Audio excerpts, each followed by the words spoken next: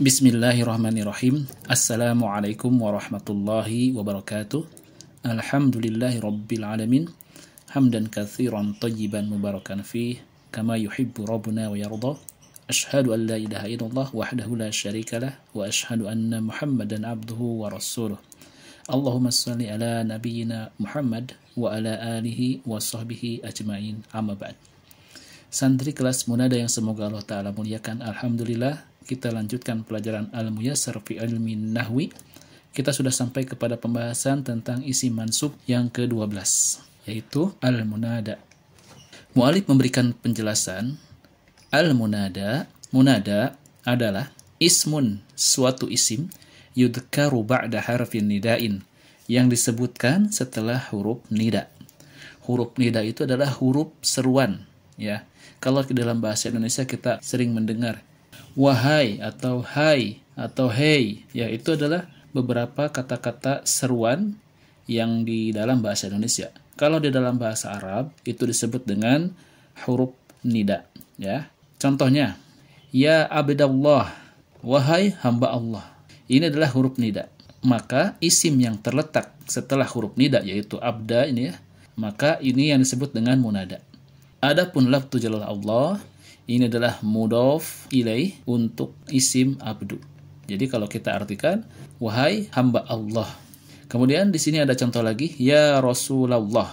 Rasula ini adalah munada karena dia terletak setelah huruf nida yaitu ya Rasulullah. Lafzu jalal Allah mudhof ilaih untuk Rasula.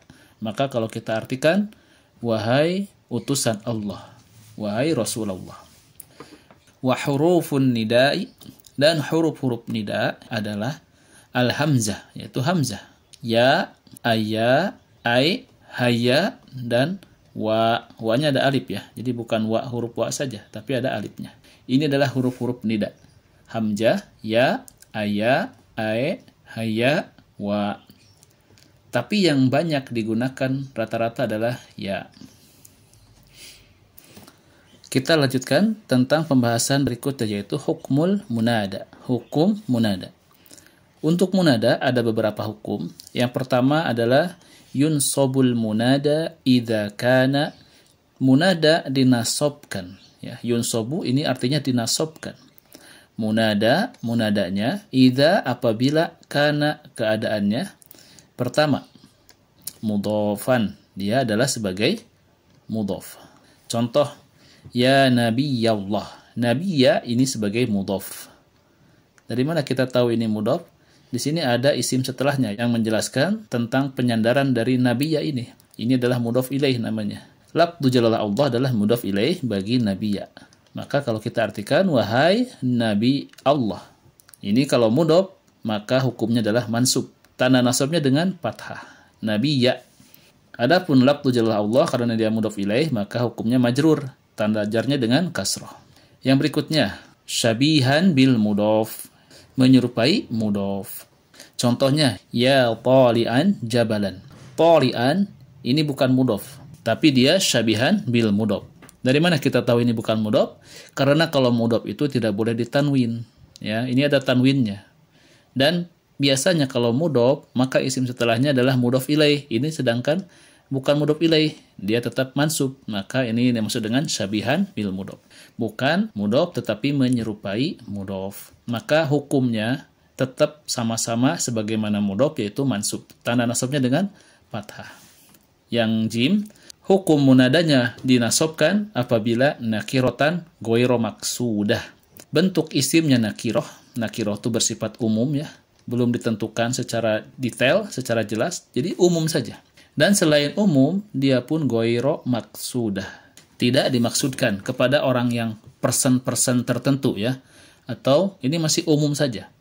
Nakiroh dan juga tidak dimaksudkan kepada person atau orang tertentu.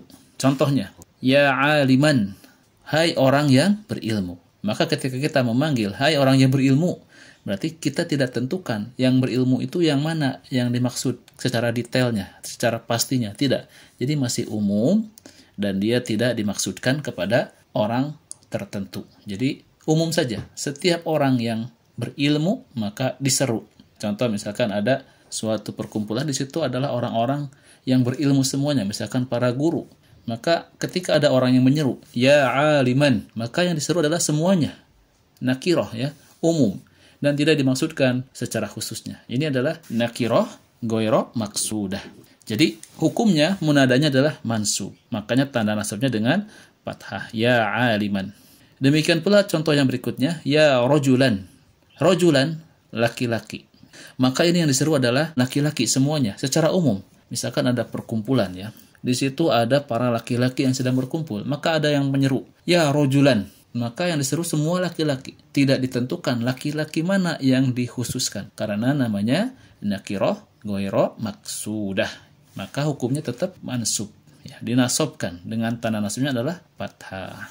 Hukum yang berikutnya adalah yubna ala rafi. Dimabnikan di atas tanda ropanya atau dimabnikan di atas alamat i'rob untuk i'rob ropa. Tapi tetap dia mabni ya. Ala raf'i. Jadi misalkan kalau dia tanda ropanya dhammah maka mabni ala dhammi fi mahalli nasbin munada. Sama seperti itu ya. Tetap dia dalam keadaan mansub karena sebagai munada, tetapi dimabnikan dengan tanda ropanya. Kalau tanda ropa isim mufrad berarti dhammah. Tanda ropa isim musanna alif. Tanda ropa jama mudzakkar salim al-waw, dan tanda-tanda ropa untuk berbagai jenis isim yang lainnya. Apa saja yang masuk kepada hukum kedua ini yang dimabnikan di atas tanda ropanya, yaitu apabila munadanya yang pertama alaman mufrodan. Alaman itu nama, mufrodan itu dia terdiri dari satu kata. Contoh, ya Aliyu. Ali ini adalah nama dan dia satu kata saja. Maka ini hukumnya yubna ala raf'i. Tanda ropa untuk isim mufrad adalah dhammah. Kemudian ya Muhammadu. Ini isim alam dan dia mufrad. Maka dia dimabnikan dengan tanda ropanya yaitu dhammah karena isim mufrad. Kenapa tidak ditanwin? Nah, itu dia.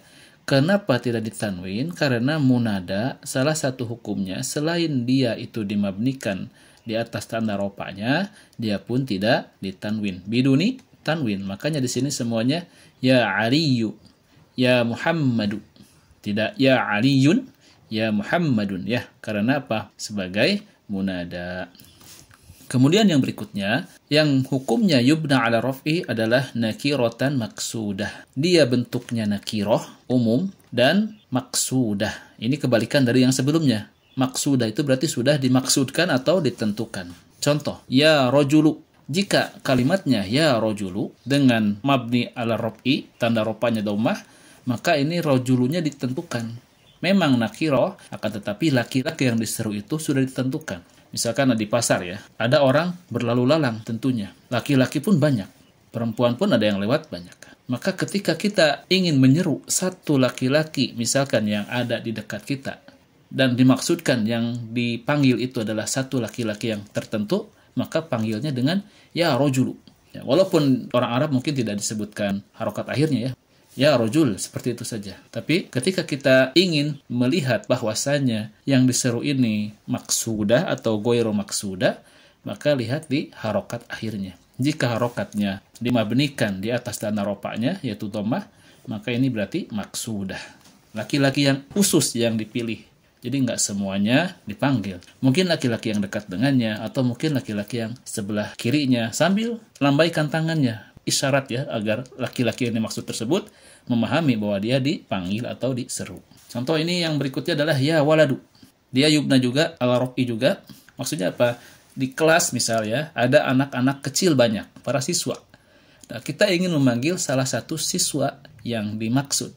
Misalkan di depan kelas guru ya. Kemudian ada siswa yang paling depan. Maka kita melihat kepadanya, kita melambaikan tangan kepadanya, mengisyaratkan untuk memanggil dia, ya walad. Nah, maka itu adalah nakiroh maksudah. Berikutnya, hukum yang ketiga adalah wa idza kana al-munada fihi al, apabila munadanya mengandung, di dalamnya mengandung al, yaitu alif lam, jadi diawali dengan alif lam, maka hukumnya bagaimana? Wajaba an tasbiqahu. Maka wajib untuk menambahkan sesuatu di depannya sebelum isim munadanya ditambahkan ya. Yang ditambahkannya adalah yang pertama ayyuha bagi mudzakkar. Ini bagi kategori laki-laki. Contoh, di sini ada munadanya adalah an-nabi, tapi ada alif lam sebelumnya. Isimnya bukan isim nakiroh, tapi isim ma'rifat, ada alif lam. Maka jika begitu, kita tidak bisa langsung ya nabi, tidak. Tapi kita harus tambahkan sesuatu sebelumnya. Di sini adalah ayyuha.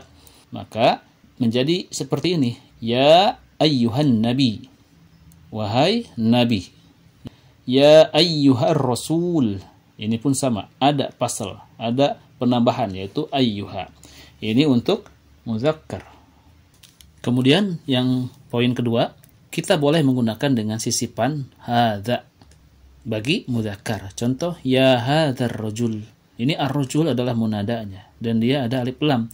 Maka tidak bisa langsung ya rajul, tetapi harus ada sisipan. Di sini adalah hadza. Wahai laki-laki ini. Seperti itu boleh ya. Ya hadzal walad. Wahai anak kecil. Seperti itu pun boleh diterjemahkannya. Lalu bagaimana jika muannas? Kalau muannas, munadanya muannas, maka ditambahkannya adalah dengan ayyatuha. Contoh, ya ayyatuhan nafs. Ini an-nafsu adalah munadanya. Dia ada alif lam, maka sisipan ayyatuha. Ya ayyatuhan nafsul mutmainnah. Itu yang ketiga. Yang berikutnya bisa ditambahkan dengan sisipan hadhihi. Ini pun sama untuk muannas. Maka contohnya adalah ya hadhil mar'ah, ya hadhil bint.